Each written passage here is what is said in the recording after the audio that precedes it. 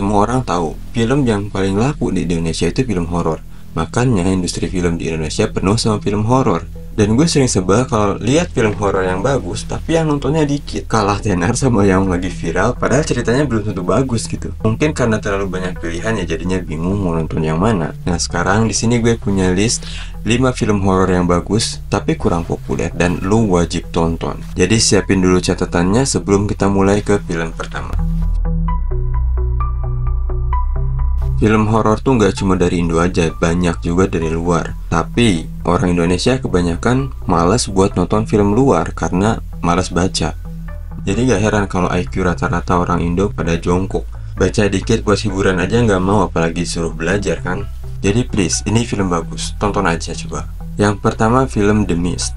Film ini keluaran tahun 2007, jadi wajar kalau film ini nggak begitu populer karena di tahun itu kalau lu nggak nonton di bioskop, pilihannya cuma dikit. Lu harus beli atau sewa kaset DVD dan nggak semua orang punya DVD player. Tapi sekarang, mumpung kita ada di zaman internet, gampang banget buat nyari gitu kan.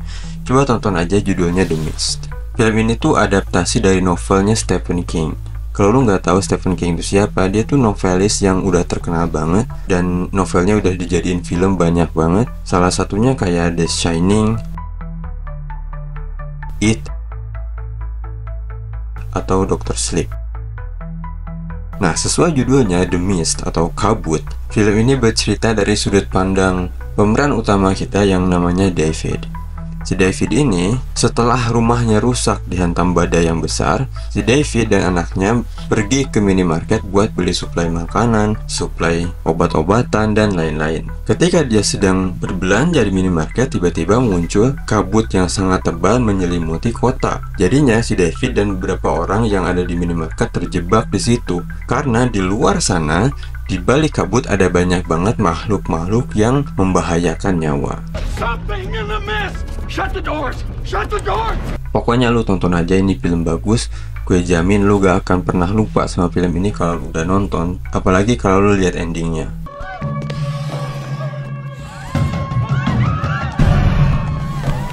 Oke, yang kedua ini mungkin salah satu film horor terbaik dari Indonesia ya. Judulnya Do You See What I See? Mungkin karena judulnya pakai bahasa Inggris, jadi banyak orang yang nyangka kalau ini film dari luar, bukan film Indo. Padahal judulnya cuma diambil dari nama podcast di mana cerita dari film ini diambil. Sebenarnya film ini lumayan cukup banyak yang nonton ya, karena waktu tayang di bioskop penontonnya bisa sampai 500.000 orang lebih. Tapi tetap aja, menurut gue film sebagus ini harus ditonton lebih banyak orang. Masa film sebagus ini kalah sama film gak jelas kayak Petaka Gunung Gede yang bisa sampai 2 juta penonton? Kok bisa-bisanya banyak yang nonton? Coba deh tonton film ini, Do You See What I See? Ini dari podcast Do You See What I See, episode ke-64 yang judulnya First Love. Nah, latar dari film ini terjadi di tahun 1996. Jadi ada seorang mahasiswi, kita panggil saja Mawar. Si Mawar ini, dia yatim piatu, dia udah gak punya orang tua. Dia mengungkapkan rasa kesepiannya ke sahabatnya di kosan yang namanya Faye. Si Mawar ini berharap kalau dia bisa bertemu dengan seorang laki-laki yang bisa menemani hari-harinya. Nah, di hari ulang tahun dia, Mawar ini minta izin ke si Faye untuk pergi ke makam orang tuanya. Sepulangnya dari makam, si Mawar langsung kembali lagi ke kosan dengan ekspresi bahagia. Dan ternyata Mawar ini udah ketemu dengan cinta pertama dia. Sejak saat itu kejadian-kejadian aneh mulai bermunculan di kosan. Dia cowok baik-baik. Kalau gitu bisa kita semua ketemu sama dia. Lu harus nonton, lu gak bakal kecewa, gue jamin.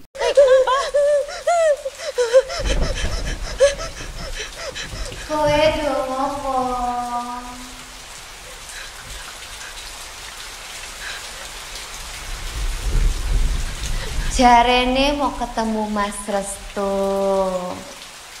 Film berikutnya adalah Sinister. Awalnya waktu gue nonton film ini, gue nggak begitu punya ekspektasi filmnya akan bagus. Karena pada zaman itu kebanyakan film horor dari luar memang ngebosenin dan formulanya selalu sama gitu. Ternyata film ini salah satu dari film yang gue anggap ngebosenin. Tapi formula yang gue anggap ngebosenin ini malah cocok sama film ini, jadinya bagus.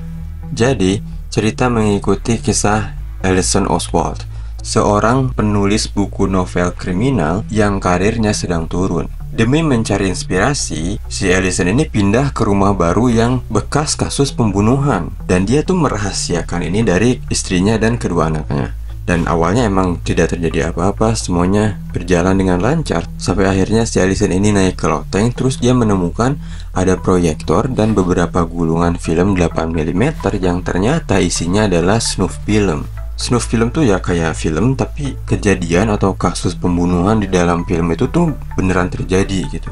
Dan film ini bisa jadi inspirasi buat si Allison. Tapi setelah dia nonton film itu, semakin banyak yang dia tonton, semakin banyak kejadian aneh di rumahnya. Dan plot twistnya juga bagus, lu tonton aja deh pokoknya, ini bagus.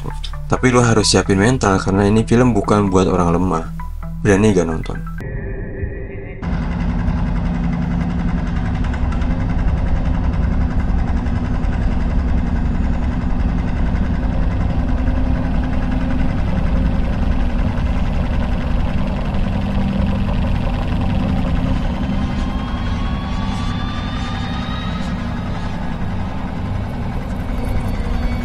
Film berikutnya adalah The Substance. Film horor tuh nggak harus selalu ada monster atau pembunuhan atau hantu, karena terkadang horor yang sebenarnya itu ada di kepala kita. Sesuatu yang biasa dipikirin terlalu banyak sampai akhirnya muncul ketidakpuasan dan ekspektasi berlebih, yang akhirnya membuat kita melakukan sesuatu yang tidak seharusnya.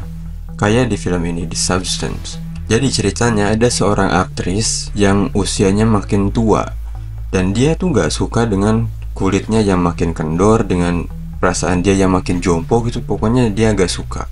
Jadinya dia beli obat dari black market, obat yang bisa mereplika sel dan menduplikasi diri menjadi versi yang lebih muda.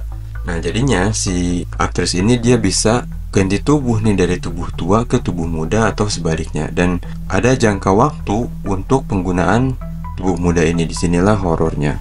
Dan film ini salah satu film horor terbaik di tahun 2024. Dapat 1 piala Oscar, menang 144 penghargaan, dipuji-puji banyak orang dan sempat viral di dunia. Tapi di Indonesia, waktu tayang di Indonesia, film ini cuma dapat 11.000 penonton. Itu dikit banget. Tapi kalau lu mau nonton ini, lu harus siapin mental dulu dan minimal umur 18 tahun.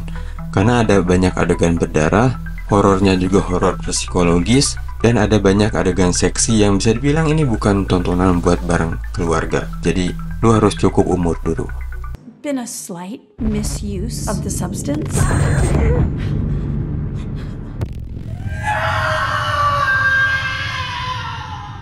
Dan yang terakhir film Hereditary, yang artinya keturunan atau turun-temurun. Gue gak ngerti film sebagus ini kok bisa-bisanya malah gak populer di Indonesia. Gue gak ngerti sama selera kebanyakan orang Indo. Ada film sebagus ini yang dibahas malah ijazah palsu sama orang selingkuh kan.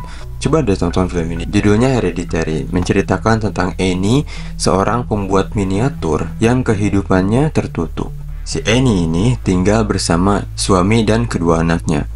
Dia juga punya ibu yang kehidupannya juga tertutup dan punya banyak rahasia. Tapi setelah Annie melahirkan anak kedua yang dia kasih nama Charlie, kebetulan anaknya ini punya kekurangan, jadinya si Annie mulai terbuka dengan ibunya. Dan si Charlie ini jadilah cucu kesayangan ibunya. Tapi setelah ibunya meninggal, kehidupan Annie mulai berubah, mulai muncul teror dan kejadian-kejadian aneh di keluarganya.